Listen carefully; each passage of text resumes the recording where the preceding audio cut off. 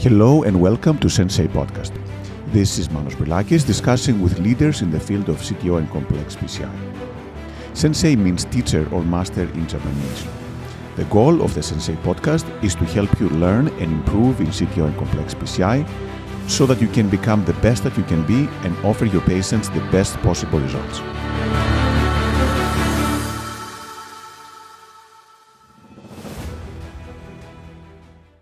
Hello, everyone, and welcome to Sensei Podcast.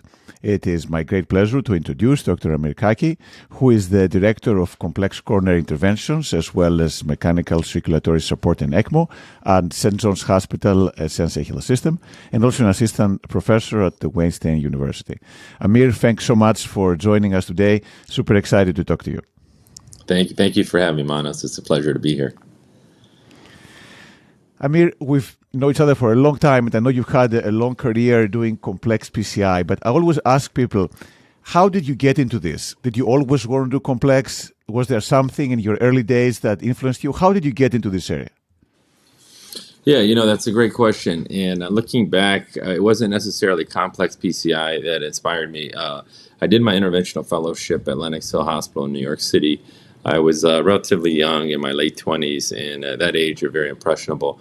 There was a gentleman that you may know named Gary Rubin, who was our chairman and was really very innovative and felt he was always on the cutting edge of interventional cardiology. He took his inspiration from Andreas, from Dr. Grunzik, and was always invoking him during our cases. And I think the spirit of Dr. Grunzik was directly passed to Dr. Rubin. And for those folks that had the chance to train and work with Dr. Rubin, you'll know that he was very influenced by Dr. Grunzik, and he subsequently have influenced us. He would tell us he was the son of Andreas and we're the grandchildren. And what I really liked about him was the innovation when he was doing the carotid work. He was one of the early pioneers doing PAD. And it wasn't necessarily complex PCI that really kind of got me excited. It was more being an early adopter of technologies and procedures and techniques. And complex PCI, as you know, being one of the pioneers, has really been a field in evolution. And, to really be good at it, you have to be able to adopt and be willing to learn and, research all these new technologies that are available. So that's how kind of, I think, what inspired me, and kind of that inspiration has kind of stayed into what I'm doing now. Perfect. And how did it go from the inspiration that you had from Dr. Rubin to actually learning the specifics and the techniques for doing the complex cases? Yeah, that's a good question. When I finished my fellowship, I worked for Dr. Rubin as his fellow, and I did an extra year of carotid and peripheral. And then he left that position, and I subsequently went to Cornell, which was across the street, for a more kind of academic job. And my tenure there was quite short. It was very different from the medicine that we practiced at Lenox Hill, which was, if you think of the spectrum of interventional cardiology, we were probably on the aggressive end of the spectrum. Cornell was still, at the time, more conservative. And so that didn't really fit kind of my personality and goals. So I had an opportunity to go to Detroit. And I worked with two people who really shaped my modern career now. One was Cindy Grimes, who we all know, who was the VP of our program, VP of Quality. And our chairman was a guy named Ted Schreiber, who most of us know. And Ted's interest was always mechanical support, complex PCI, really sick patients on the kind of in the deep end of the pool spectrum of acuity. And I really liked that and gravitated towards those cases. And then him and I bonded, and we're going on our 11th year together. We've done combined together almost 1,200 MCS cases. We make it a point to do every Impella case together. As a matter of fact, we did 2 yesterday. We have 2 scheduled tomorrow. So he's been kind of my partner in crime. We've been in the trenches, and he's been my biggest influence as it relates to mechanical circulatory support and complex PCI in the last decade. Perfect. And there are a few programs that have 2 operators working together. At Piedmont, they used to do that, and other programs as well, but it's not very common. So was it a personality click? Was it a common interest? How did it click, between you and Dr. Schreiber to be able to do these cases together at a high level? Yeah, well, to be honest with you, in the beginning, it was the relationship. We needed each other. The cases, for those of you, you do a lot of these cases. The acuity is high, the stress level is extremely high, and that there's tremendous decisions that you have to make in every case, and it really diminishes the burden if you have someone who you trust, who has tremendous experience, and you have mutual respect. I'll give you an example. Yesterday was Dr. Schreiber's case, and we were doing an ECP, which is a 9 French device, in a patient who's a vasculopath.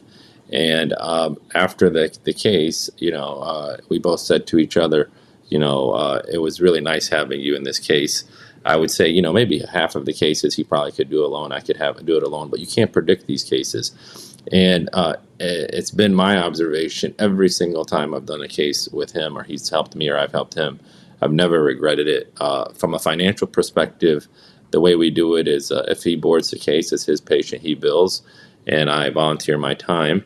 And if it's my case, I bill and he volunteers his time. And over the past 10 or 11 years, it really evens out. It's never really about the financial incentive. We're more concerned about the outcomes of the patient. And that's worth more than any billing you could get from a procedure.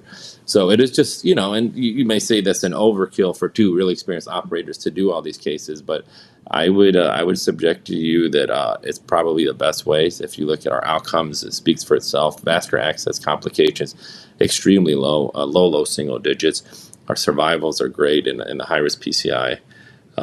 So I think the data, the outcomes, and I personally think if I had the influence, and obviously not everyone has the opportunity, but ideally if I'm going to have a high risk PCI, I'd want, if Manos is doing it, I know you're one of the best operators in the world, I would still want someone else who's very experienced in there with you.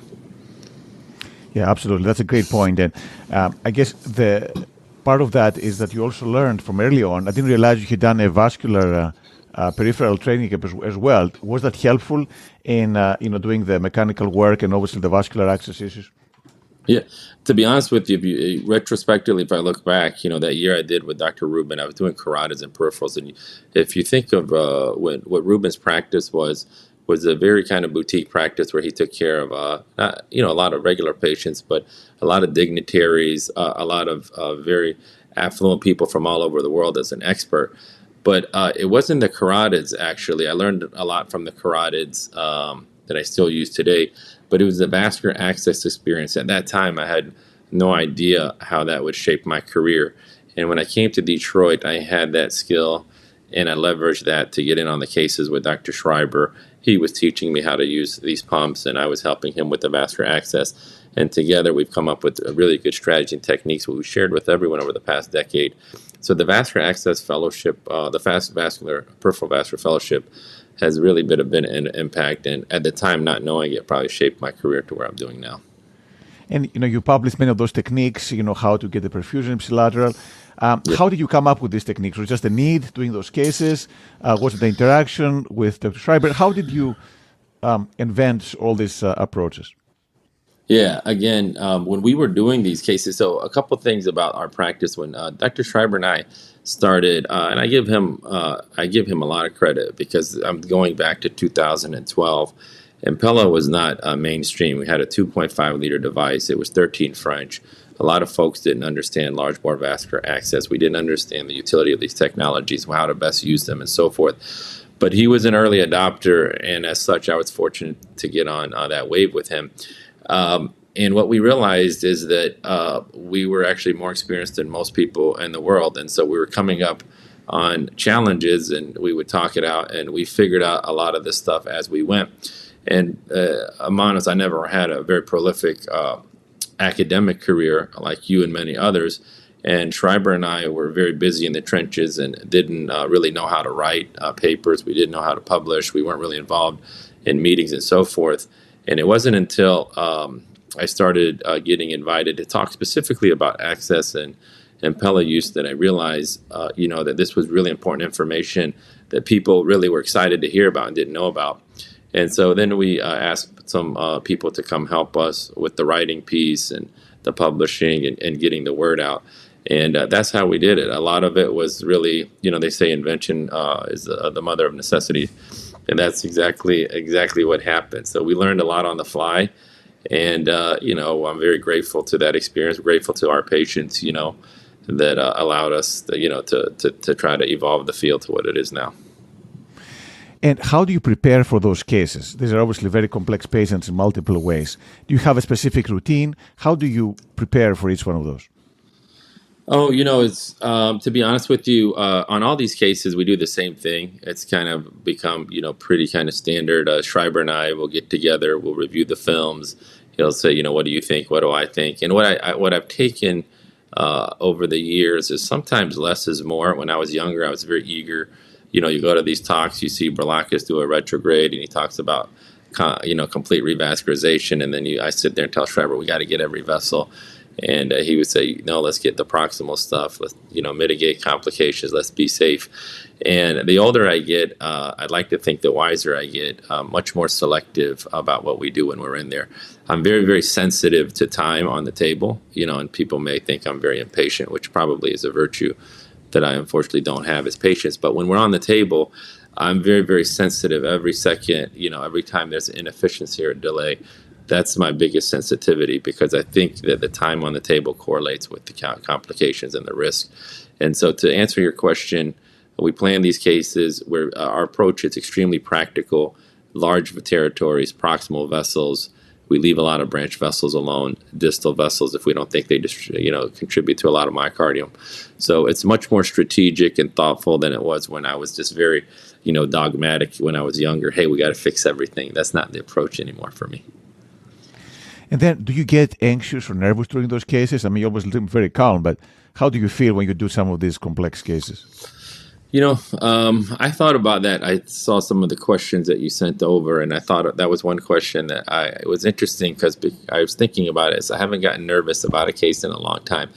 The only time I get the most nerve-wracking thing for me is we get asked to do a lot of live cases. And the most nervous thing is the patient going to show up that day? But as far as the actual procedures, I tell people, I've been through a lot of stuff unfortunately in my young career. Some of the easiest thing we do during the day is actually the complex cases. So it doesn't really bother us, or it doesn't stress me out, or it doesn't provoke a lot of anxiety, shock patients, high risk, and so forth. We're very comfortable. I know my limitations. When I do every case, my biggest thought all the time is complication mitigation, or avoidance.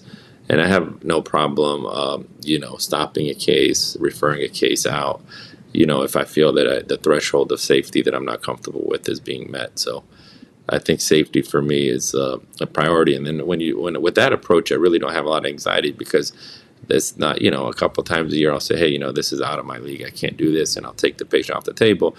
And the patients are actually very appreciative. I say, listen, I'm sorry I couldn't do this. I apologize. But the risk started to outweigh the benefit at this point for my level of skill. And if that needs to be done, then, we figure a place to send them to get it done. And then what happens when you have a complication, which, it's inherent in those complex cases? How do you feel? How do you approach those? Yeah, so that's the thing about when I talk to you about, I try to avoid complications, because even it doesn't matter how many complications I have. Every time you have one, it just causes, for me personally, I think it takes days off of my life, because you leave and you're still thinking about the patient. You keep replaying the scenario. What did we do wrong? What should we have done differently? There's a lot of for me personally, I have a lot of guilt associated with complications after the fact. And it's kind of tough to deal with, I have to be honest with you. And then after a while, it really bears a lot of weight on you. And so that's why I'm very, very avoidant of complications. Some people will say, well, you should be prepared to expect complications in our line of business.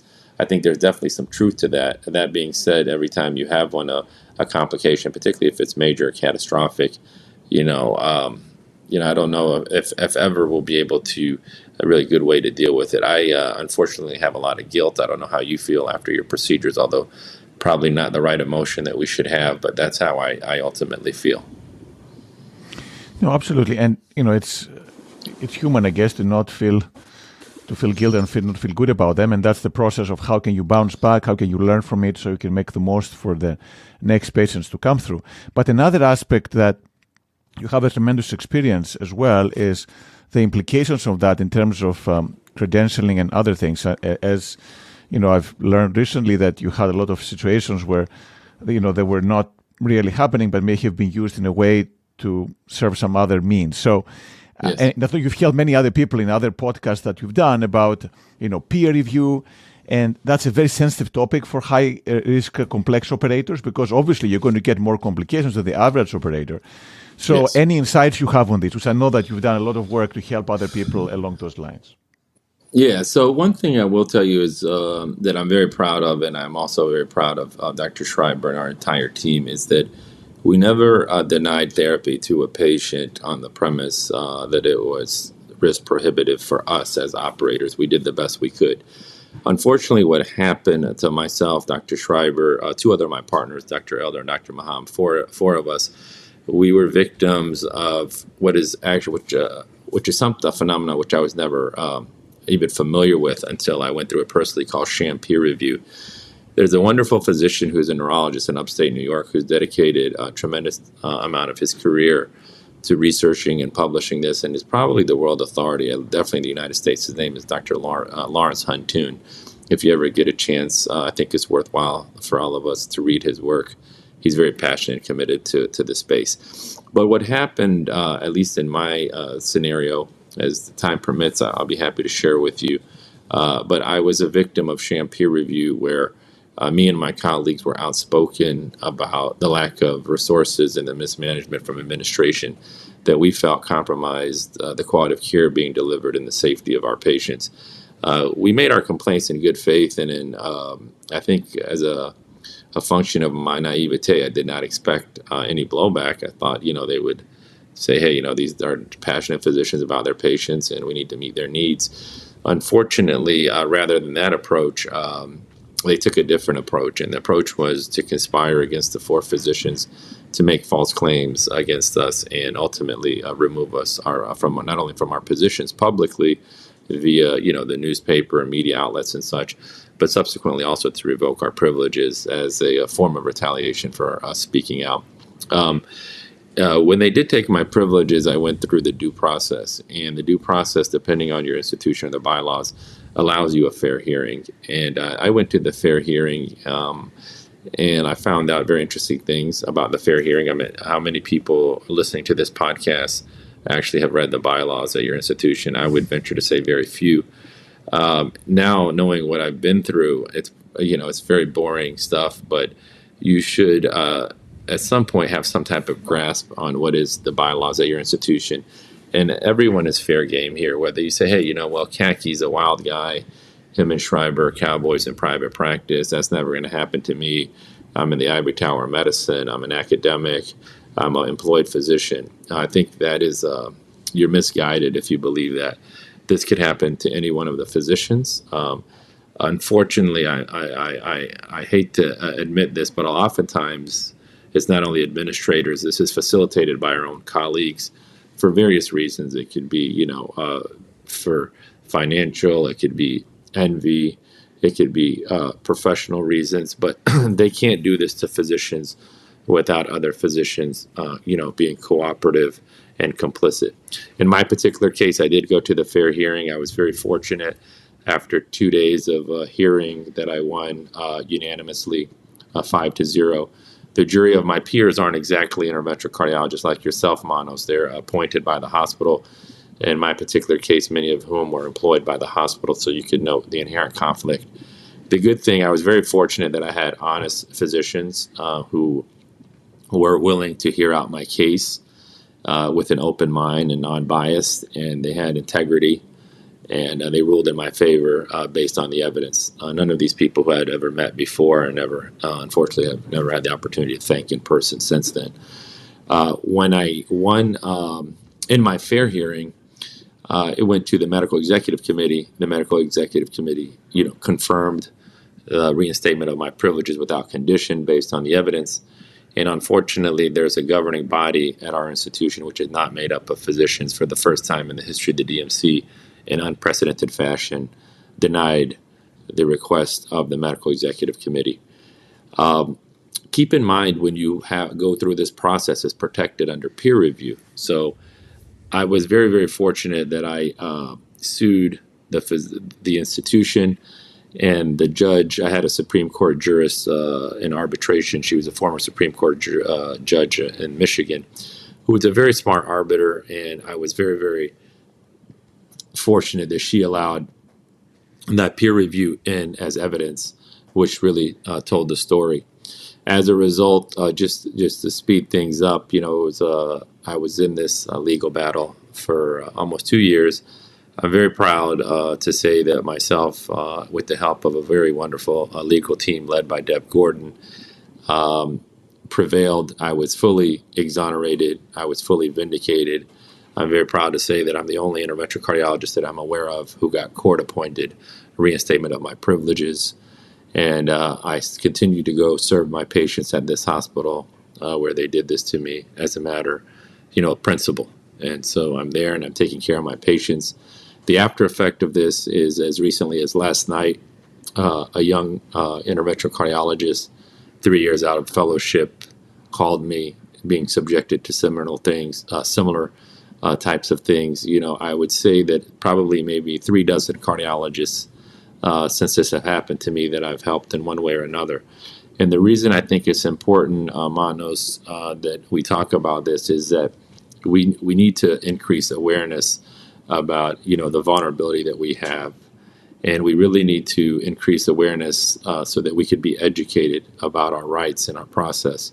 Doctors, in this particular scenario, I found that this was totally upends what I believed as an American. I was born and raised in this country. I'm a child of immigrants. It was always very, very known to me that in this country we are all innocent until proven guilty. In this particular system, physicians are actually not offered the same standard. You're guilty, actions are taken against you, and you're condemned until you're proven innocent. And my case is an example of that. So I was condemned. My privileges were revoked, and I was only exonerated and vindicated after I proved my innocence. And so I think it's important for all of us to be aware of this. And if you're someone who's passionate about your patients, if you're someone who takes care of sick patients, that deals with high-risk patients that are complicated, you are a target for this, an easier target. We're all targets, but potentially this could be manipulated. Your outcomes, potential complications can be potentially used against you. You may listen to this and say, you know what, this guy's a little, he might be a little paranoid because this happened to him. I would have felt the same way before this happened to me, but this is real. And, to substantiate what I'm saying, just look around. I'm sure within your institution or within your career, of people who this happened to. You don't really hear about it much, Manos, because of the following reasons, is that physicians, by and large, lack either the resources to fight back. It is very expensive. It is very time-consuming. The fortitude to fight a system which has unlimited resources, and so you have to have tremendous faith, tremendous courage, fortitude to fight for what is right. And I think the easier path for me would have said, hey, you know what? I got beaten up, put my head down and move on. And like most physicians do, but I know myself, I knew my personality. That was a hill I was prepared to die on. And I was okay with fighting that fight and losing it, but I was not okay with letting this happen to me without, fighting, going down swinging. And so that's what happened in my case. It's maybe not for everyone, but I think I wouldn't wish what I went through on any of my colleagues, although in retrospect, it's been a blessing in my life. I would, though, wish that all of us would avoid such scenarios, and we could potentially do that by educating ourselves and increasing awareness. No, absolutely. And I think we always talk about the cases, the complexity, how to learn to deal with cases, the patients, but sometimes we have to learn other skills. And this is a great example of having to learn legal proceedings and participating in things that you don't necessarily train or have much knowledge for. So, and for people who listen to this, I think, so Amir has done a very nice podcast that summarizes all these issues very nicely. I would refer you to that. And again, learning applies to everything, and that's something very important, especially again for the complex interventionalist, because you do get exposed to more risk and more complications as well. Now, when it comes to teaching people, I know you've taught many people, again, all over the world on how to do these cases. Do you find some specific characteristics that you look for in people who want to learn from you that really attract you, make you want to teach them as much as possible? Yeah, I think that's a great question. I think a lot of people are eager to learn, particularly when it's a novelty. But the people that I find that are the ones that are worth investing in are the people who want to learn just beyond the novelty. You know, every time we do a cool case, the fellows are very interested. You know, for example, the beginning of the year, everyone wants to learn ECMO. After, 3 or 4 times, no one shows up to do the ECMO case. And the one guy who continues to show up, or the one young lady who shows up, you see that they're actually dedicated and they're passionate about the pathology, about the procedure, about the technique and the management and so forth. So I don't really spend a lot of time in the beginning, investing in people. It's when I realize that they're really committed, and then I will spend a lot of time with them and teach them everything, that I know. Oftentimes they become much better operators than myself. But it's the ones I notice that are really committed, who come when they don't have to come, who always show up, who are, don't look for excuses not to do the cases. The cases are hard. They're labor intensive. We require a lot of the fellows after the case, before the case. And it's the ones that sustain all that, the ones I think that are worthy of the extra time and effort. And that's been my experience. Amir, what are you most proud of, the many things you've achieved so far? If you would have asked me that question prior to October 1st, 2018, I would have told you, as a young operator, I'm very, very proud until this day that me and Ted Schreiber have treated more minorities, African Americans, with mechanical circulatory support than everyone in this country combined.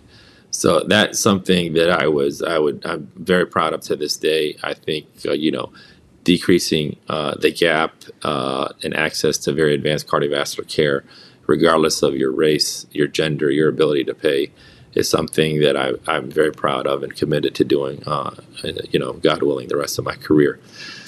If you tell me what I'm most proud of now, I have to say there's only so many patients that I could treat, and there's only patients that Ted and I can treat together.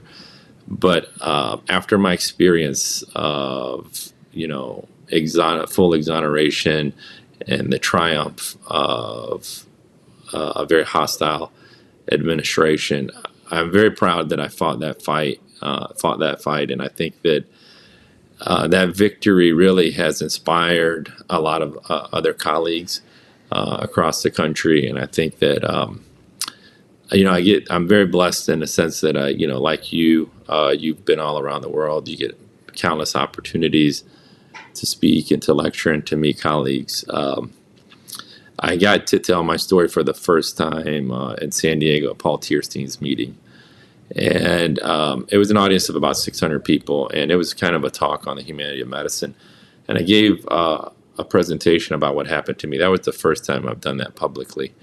And it was for an hour. And something that was very unique, it was a defining moment in my life, is at the end of that presentation, I received a standing ovation. And the standing ovation is something I'll never forget, because as many lectures as I've given about really cool cases and life-saving procedures and techniques, I never had that. I also noticed that people were drawn. There was a lot of emotion in the room, myself included. And I realized after that, from the feedback that I got from many of the audience who I had never met, the impact that I had for them. And the lessons that I learned from my experience were resonated with them. And one thing that I've heard Bill Lombardi, he said this about a year prior to me giving that lecture. He was given a similar lecture on his own experience. And he said something that was very, very interesting and fascinating, that is actually true. And I'm very fortunate that I learned that at a young age. The sad part I see is a lot of older physicians realizing it late in their career. And what he said was that the institution will never love you back. And what he meant by that is that, we're not building equity with these institutions. When we go there and we give our blood, our sweat, and our tears, we compromise our own health. We compromise our times with our families with the expectation or the notion that, if I ever need something, this institution has my back. He said that, and I realized that it resonated with me because I found that to be extremely true in my experience. And my father is a physician. My parents are both immigrants. My grandparents, only one of four of my grandparents actually graduated high school. My father is Palestinian. My Palestinian grandparents migrated to Brazil for better lives. My maternal grandparents migrated to Nicaragua. And my father was the first person who had an advanced degree from our small village in the West Bank. And what I noticed is my father came to this country. He learned English. He went to a small town and served his community. He still does till this day. And even at the end of his career in the hospital where he served for 40 years, a new administration comes in. They never know his service. And towards the end of his career, he realized the same thing. He served this small town hospital for over 40 years of his life, and thinking, maybe naively thinking that, he's building some sort of equity, but he wasn't, and he realized that late. And I'm glad I realized it early. I tell young people now all the time, the equity you have in this life is built at home. It's with your family. It's with your friends. It's not within the institutions that we go serve every day. And I think you're misguided if somehow you think that the sacrifices that you make will somehow be reciprocated by these big institutions. That's not been my case.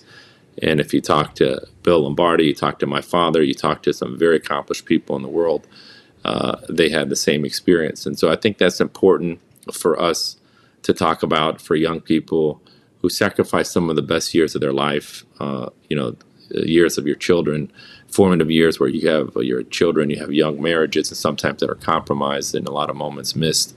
That I tell the fellows, your family is first. This place comes second.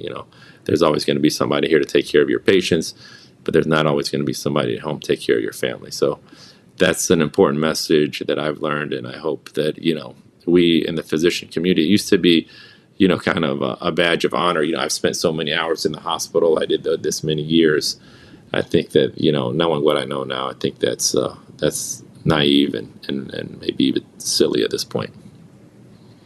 Absolutely. Family comes first. And as you say, because of the nature of the work we do, sometimes you spend so much time at work that you can miss out. And by the time you realize, it might be a little late. So again, great reminder for everyone. And that's not for complex, that's for everything that we do. Correct. What excites you the most right now? What are you most excited for the coming future? I'm very proud and honored that I got selected as the global PI for the ECP pump. It's not only ECP, so thank you so much. So ECP is a 9 French mechanical support device. It is totally different than the current Impella CP that we're used to using.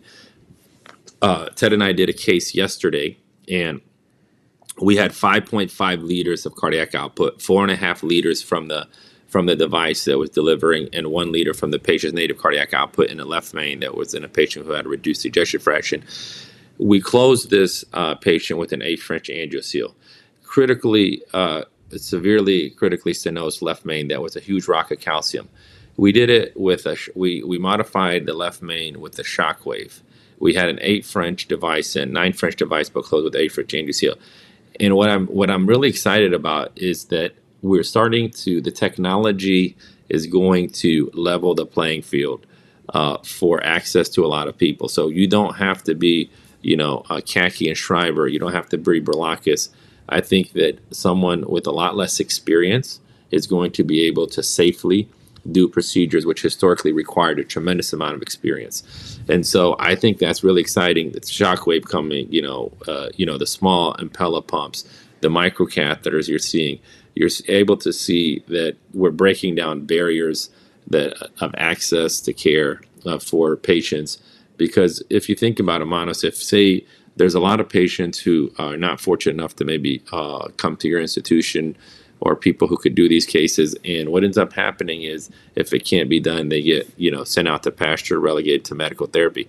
I think what's exciting now is with technology catching up to our needs, that more operators are going to be able to do more complex cases safely. And it'll be less cases for guys like me and you, but I'm okay with that. No, this is, and again, I mean, there will always be more and more complex cases, so I have no fear that we'll have enough cases. But you're right, Yeah. it would be nice to empower people with less resources or maybe at less equipped centers to be able to do more complex cases and offer benefit to patients who are in need. Absolutely. Yeah.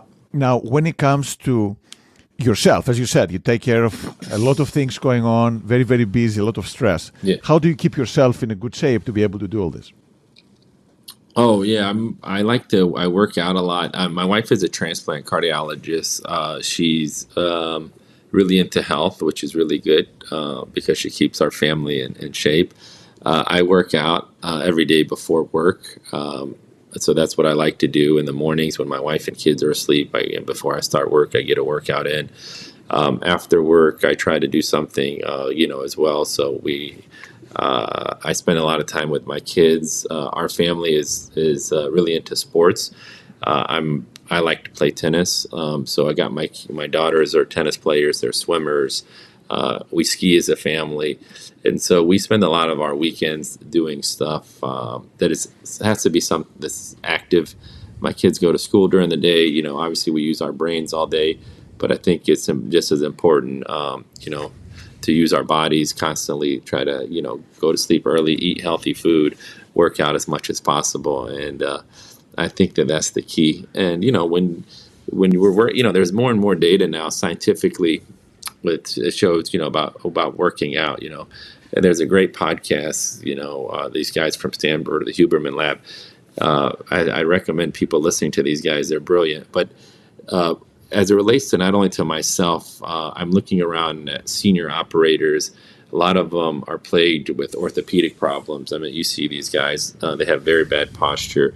They wore a lot of lead for a long time. They were consumed by our jobs. And I feel bad for them, but they become debilitated. Their careers actually are shortened. Their quality of life is shortened. And so learning from that, I do a lot of resistance training. I also advocate that to my elderly patients. I know historically we're taught the dogma is cardiovascular training. I think there's more and more science to suggest that cardiovascular training is not as important as we thought. I think anaerobic training is important, but we should be doing a lot more resistance training and muscle preservation for the elderly. This, Manos, when an elderly person falls and they're frail, they break a bone, life expectancy usually is within 1 year, they're dead. And so I spend a lot of time talking to my older patients, convincing them, you have to lift some light weights, keep your muscles from atrophying. And those are the types of things that I tell my patients. And at home, me and my wife and my kids were really into sports. So that's what we do. And then do you have a favorite movie or a favorite book? I do have my favorite movie is Gladiator. I don't know if you remember that movie with Maximus. Just saw it in a plane. Yeah. That's my favorite movie. My favorite book. It's kind of maybe controversial, but I like the autobiography of Malcolm X. Is probably one book that I read every other year that has influenced some of my thinking. Wonderful. Well, I mean, again, that was a phenomenal, a phenomenal introduction to your world of, complex PCI and hemodynamic support and all the things that you've done. And clearly inspiring and also very helpful, I think, for many people. What you've been through can really help many people down the line. So if you had to summarize a couple of tips or tricks for people who want to learn complex PCI and they're at an early stage of their careers, what would you say are the 2 or 3 most important things you would advise them to do? Yeah, I think, do the things that I still continue to do. I think they apply to all of us, not only if you're a novice or you fancy yourself an expert. I take a lot of time out of my professional time to go to meetings, to go to courses, and I spend a lot of time, watching things. If I can't watch it live, for example, I've seen you do a lot of CTOs, when doing retrograde cases, which I don't do anymore. But when I was into them, I would watch 4 or 5 of your cases and just keep running through the motion. So I think watching live cases, either live in real time or, recorded cases, is great. I think being at a meeting and speaking to your colleagues, they share with you little nuances that you don't get when you're in the audience. You could ask, very specific questions that I think are really important for proceduralists. So I think going to meetings, watching stuff on YouTube, and reading and just staying up to date. If you think of Manos, you could speak to this. You're a world-class operator that continues, to push the envelope and teaching all of us. The stuff that you're teaching, if I look at some of the stuff that you taught 10 years ago compared to 5 years ago compared to today, it's a constant evolution. So if I was the interventional cardiologist and doing the same stuff I did when, in 2013 when I graduated fellowship, or 2012, it's much different than what I'm doing today. And so what I would say to everyone is that, we're very blessed to be in a field that's very exciting, that's constantly evolving. I know we get very busy, but take time out of your day, out of your week and your schedule to go to meetings and try to stay at the forefront, because it is a very rapidly evolving field. But you just told us, spend time with your family. Now you're telling us to go. I guess I don't do it all, right? Yeah, that's right. That's right. No, this is perfect. And you're right. It's a balance, and it does take a lot of juggling, many, many roles, but it's important to not lose sight of everything. So That's right. Well, I got to say thank you, Manos. I've been a big fan of yours since I was a young fellow, and continue to be a big fan of yours. I'm also inspired by how much you're able to do within the time that we're given. So it seems like you do a lot. I don't know how you do it, but God bless you. Congratulations on the podcast and all your contributions to medicine. We collectively are very appreciative. Thanks again. Thanks, Amir. Thanks for everything.